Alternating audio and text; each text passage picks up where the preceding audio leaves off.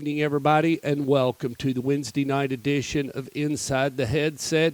And we've got hopefully all the coaches on tonight, but we're going to start it off in Memphis with Rodney Saulsberry. He is the head coach of the Memphis Whitehaven Tigers. How you doing tonight, Coach?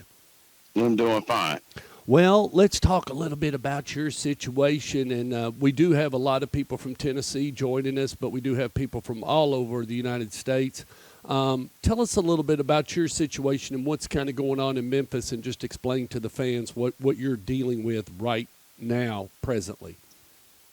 Currently, we're in a status where we're allowed to still practice, but we're only in conditioning phase. So the boys, we're not wearing equipment or anything. So we're just still conditioning, trying to get the boys prepared. That way, everything is under still the social distance protocols.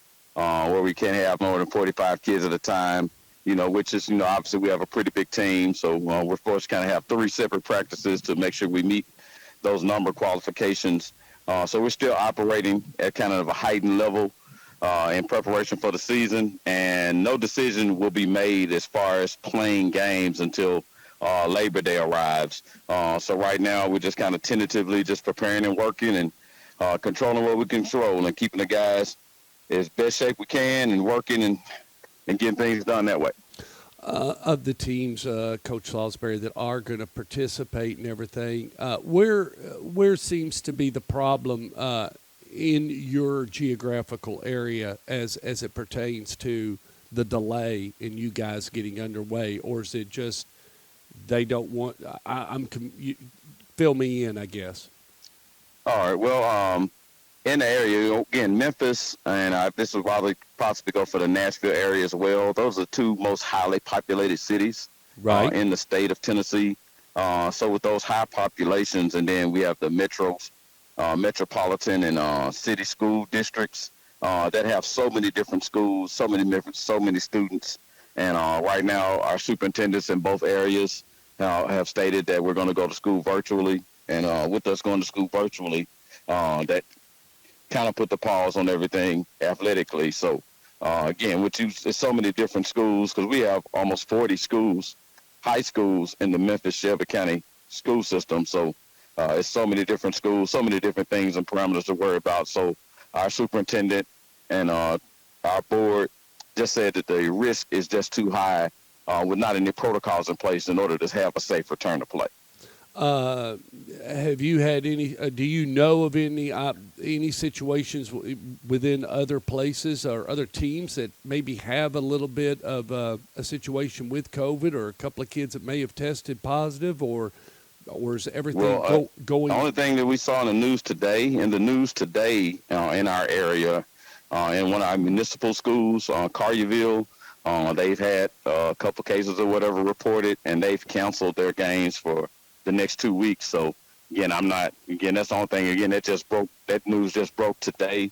So other than that, again, I'm not privy to any knowledge of anyone that's having any issues that's going on. But again, obviously we do foresee some problems that may arise just because in the high school level, obviously we don't have the funds and means to do testing and everything else.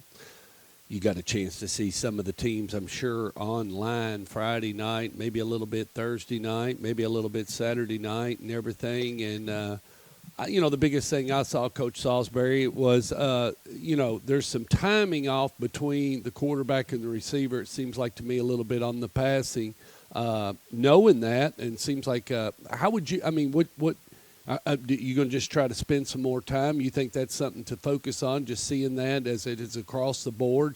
Maybe if you do get a chance, it's something we can go ahead and try to get, resolved and speed up in? Or what did you get out of the games you saw online? Maybe that's a better question.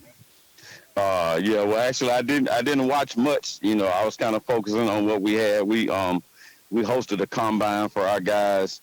We had a combine just for our Whitehaven football team last week, so I was kind of concentrating on that and just trying to do something different, get a kid, since we don't have games on the schedule, we're trying to give them something to look forward to, and some opportunity to have somebody come in, and we ran 40s and did broadcast. So we did all those measurables, came in and recorded it. So we had a great combine event just to get some numbers and to be able to share that with college coaches and things of that nature. So that was kind of my focus.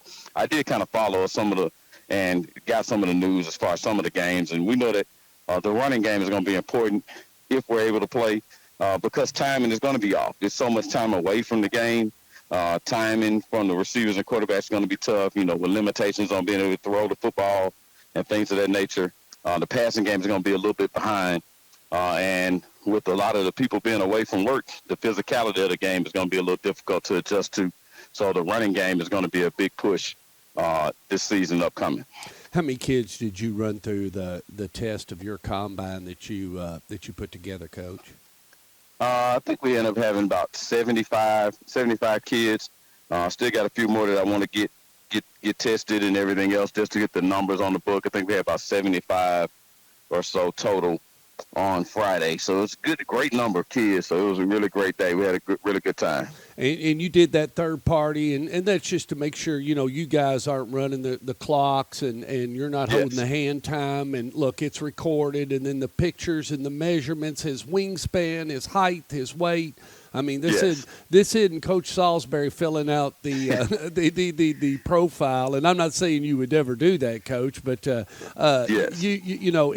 it's above board because, like you said, you're trying to do everything you possibly can to give the best experience possible, given the situation that's going on. Oh, definitely, and man, and and as coaches, this is going to call upon all of us to be innovative, to do things because. Just say if we can't play, all right, that means you have to be creative. So if you're in it for the kids and you're in it to make sure that these kids are actively engaged, you can just got to find other ways and other means to get it done. So having combine events or filming individual drills, there's a lot of things you can do to help get these kids exposure. We just got to make sure that we're focused on that because the game isn't the only thing. All games are important and we all want to play, and we're prepared to play. But we want to make sure that we focus on health and safety being the most important thing. And if we're not able to play, we're still going to do some great things for our kids and have them get the exposure that they need for moving on to the next level. And, who knows what that is? That is a great question. Where does that come in? And then, you've got some kids on the team that if they may only need 1, 2, 3 games under their belt, and then they would be really, really good football players. They just need Friday night lights time, and that is so important, isn't it, Coach? It is. I mean, there's no substitute for actually playing the game. So in that instance, obviously for college recruiters and things of that nature, there's nothing like game film to watch. But that's outside of our control. So I tell our kids is mentally we have to be focused on what we can control, and if we don't get a chance to play the games, we got to recreate game situations on the practice field and get these guys and get them ready. So we just got to keep adjusting. And then my challenge to all the coaches is to be innovative. Let's innovate to elevate. Let's get some innovation going and find ways that we can keep these kids motivated, engaged, and still get them some exposure. Coach, Friday night there will be a couple of games going on in your area. Will you be getting out and try to see a few games this Friday night? No, I'm gonna stay out the way as much as I can. And now with the way we have our practice schedule, again, we're back at work at school this week, preparing for school starting next week. Okay. We have our practices, so we have 3 sessions. So I'm actually at practice from 4:00 to like 8:30. So I'm at practice, so I've missed the game anyway because we're at practice all the way to 8:30. So wow. We got to have 3 different practice sessions. So it's kind of tough for me to make a game. But somebody give me the good news, and I'll see some clips and some film. Coach, we wish you the best of luck. Keep practicing hard, and let us know if we can do anything for you, whether it be an all-star game that comes out of Memphis or whatever you kind of put together. If something was to happen, I'll bring the Stork Vision, and we'll turn it up. We'll do something over there. I don't know what it'll be, but we'll broadcast. I'm going to hold you to it, Stork. I'm going to hold it to you, Stork. Hey, we need that exposure so we can shine a light on these young men. Well, listen, I'm not scared. I know you'll take care of me, and I've got good people over there, so we would be happy coming to Memphis, and I know the network over there, so we'd we'll figure it out, Coach. We just have to get there. All right? You take care. Sounds great. I appreciate it. I'll talk to you next week, Coach. All right. See you. Bye.